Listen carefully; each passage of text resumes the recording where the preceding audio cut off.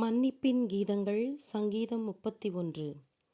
எவன் பாவம் போக்கப்பட்டதோ அவன் பேறு பெற்றவன், எவன் பாவம் மறைக்கப்பட்டதோ அவனும் பேறு பெற்றவன். ஆண்டவர் எவன்மேல் பாவத்தை சுமத்தவில்லையோ அவன் பேறு பெற்றவன், யார் உள்ளத்தில் வஞ்சகமில்லையோ அவனும் பேறு பெற்றவன்.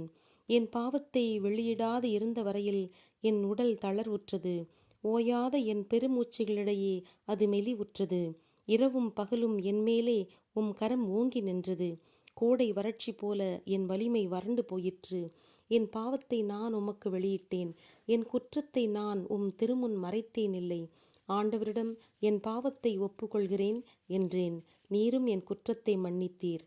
இதனால் நல்லவர் யாவரும் உம்மை நோக்கி வேண்டுவர், நெருக்கடியான வேளையில் அவர்கள் உம்மை மன்றாடுவார்கள்.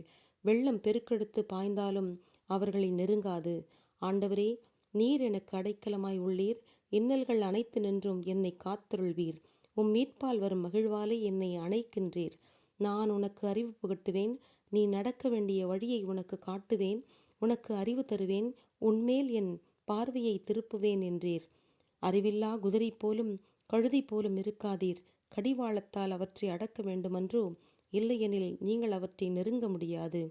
பாவியின் துன்பங்கள் பல, ஆண்டவரை நம்புவோரை அவர் தம் இரக்கம் என்றென்றும் சூழ்ந்திடும். ஆண்டவரில் மகிழ்ந்திடுவீர், நீதிமான்களே களி கூர்ந்திடுவீர். நேர்மையுள்ளவர்களே, நீங்கள் அனைவரும் அவரில் அக்களித்திடுவீர். ஆமென்.